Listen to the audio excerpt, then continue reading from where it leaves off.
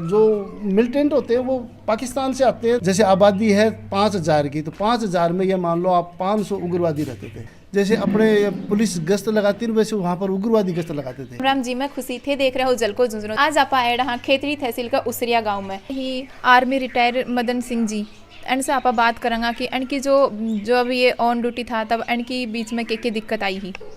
And कितना दिन होगा जॉब करता?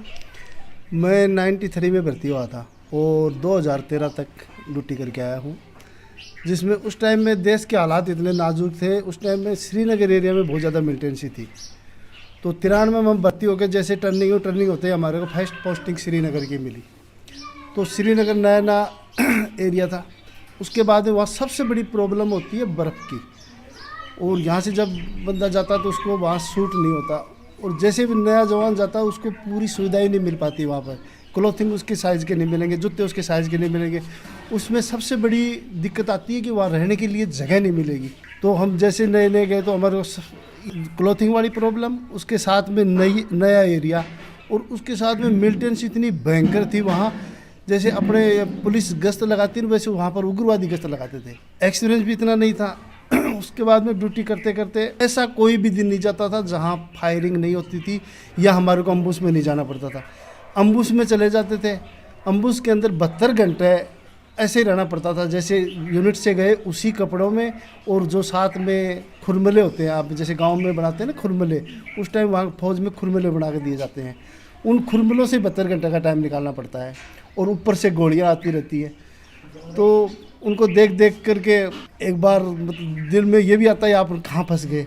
ऊपर से ये है कि अब यहाँ से वापस भी नहीं जा सकते, वापस जाएंगे तो गोली लग जाएगी, और युद्ध अब तो ये लड़ना ही पड़ेगा। फिर उस टाइम में जैसे क्लॉथिंग की प्रॉब्लम, क्लॉथिंग क्या है कि वहाँ बंदों को नया क्लॉथिंग जाते ही नहीं मिलता था। आजकल तो बहुत सुविधा हो गई है। आजकल तो गवर्नमेंट मोदी जी ने बोलते हैं कि इतनी अच्छी बुलेट प्रूफ वगैरह दे दिया, इतने अच्छे क्लॉथिंग भी दे दिया। उसके बाद में लिविंग एरिया भी बहुत अच्छा कर दिया। उस टाइम हमारे कोई लिविंग एरिया नहीं था, हम कहीं भी टेंट लगा के रहते थे। रात को बर्फ़ के अंदर टेंट लगाते, उसके अंदर ही रहते थे। और दूसरी बात, हथियारों की उस टाइम में बहुत बड़ी प्रॉब्लम था। अभी आपको सूबेदार धर्मपाल सिंह बता रहे थे कि सिर्फ एक ऐसा लारी होती थी पूरी प्लाटन के अंदर, बड़ा सा बड़ा हथियार एक वो होती थी LMG, जिसमें 700 राउंड आते हैं। उसी के सारे उनको लड़ाई करनी पड़ती है। उस टाइम उग्रवादियों के पास भी इतने ऑटोमेटिक हथियार होते थे, उनके पास लेजर हथियार होते थे, ग्रेनेड वगैरह होते थे, और उनके पास में MMG गनें होती थी। उनसे हम उनके मुकाबला करना पड़ता था। उसमें सबसे बड़ा हमारे को सपोर्ट कहती है वहाँ का जो पहले यूनिट होती है वो हमको सपोर्ट करती है। जैसे नई फौज जाएगी पुरानी वाली यूनिट उसको सपोर्ट करेगी, जिससे उसका धीरे धीरे फिर उनको एक्सपीरियंस बढ़ता रहता है। एक बार हम आरोपी की ड्यूटी कर रहे थे, उस दौरान जैसे आरोपी में खड़े थे तो एक लोहे का पुलिया था, बहुत भारी पुलिया था। उस पर पूरी गाड़ियाँ उसी से आना जाना उसी से होता था। तो हम खड़े खड़े जैसे हमारी एक कानवाई निकली, कानवाई बोलते हैं, जैसे फौज की गाड़ियाँ निकलती 20-30 गाड़ी एक साथ निकलती उनको कानवाई बोलते हैं। जैसे कानवाई की 20 गाड़ियाँ में से 10 गाड़ी मुश्किल से निकली थी और हम उस पुलिया के पास में खड़े थे। तो वहाँ एक लेडीज़ क्लॉथिंग कपड़े धो रही थी, धोते धोते उसने रिमोट दबा दिया। दबाने से पूरा पुलिया वहाँ तहस नहस हो गया।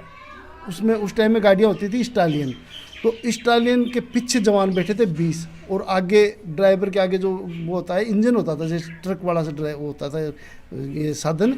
तो इसका पूरा हिस्सा तकरीबन 20 फुट ऊपर उछला था, दिखाई दिया हमारे को। तो एकदम से हमारी घबराहट हुई कि क्या हुआ क्या हुआ।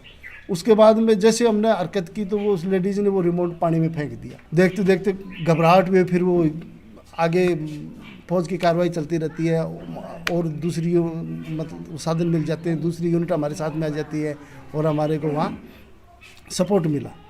उसी दौरान हमने एक पटन शहर होता था, बहुत खतरनाक शहर है, उसको मिलिटेंट पटन बोलते थे। उसमें जैसे आबादी है 5,000 की, तो 5,000 में ये मान लो आप 500 उग्रवादी रहते थे। वो लोकल होते थे, उनको वहाँ गांव सपोर्ट भी करता था। तो हम वहाँ आरोपी करते करते ऐसे किसी से सोर्स से पता लगा कि एक मिलिटेंट है इस गांव के अंदर। हमारे कुछ साथी और एक मेजर शर्मा, हम जाके उसको मिलिटेंसी को पकड़ के ले गए आए। उससे पूछताछ किया, बोला बताओ आपके पास में वो हथियार कहाँ है। तो उसने बोला साहब हथियार तो मैं घर रख के आ गया।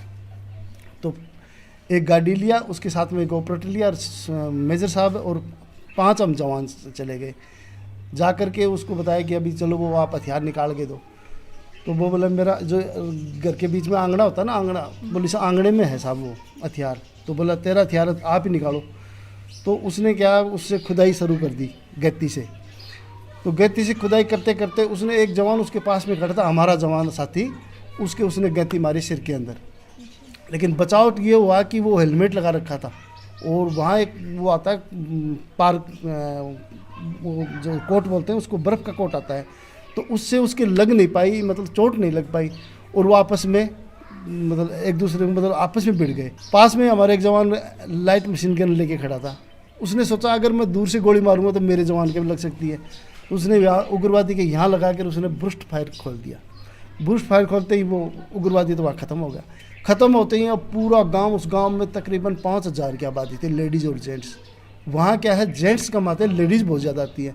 अब लेडीज़ों ने हमारे ऊपर पत्थर बरसाना शुरू कर दिया। हमारा बचाव के लिए क्या है कि सिर्फ हेलमेट था हमारे पास में और हथियार थे। हथियार हम चला नहीं सकते।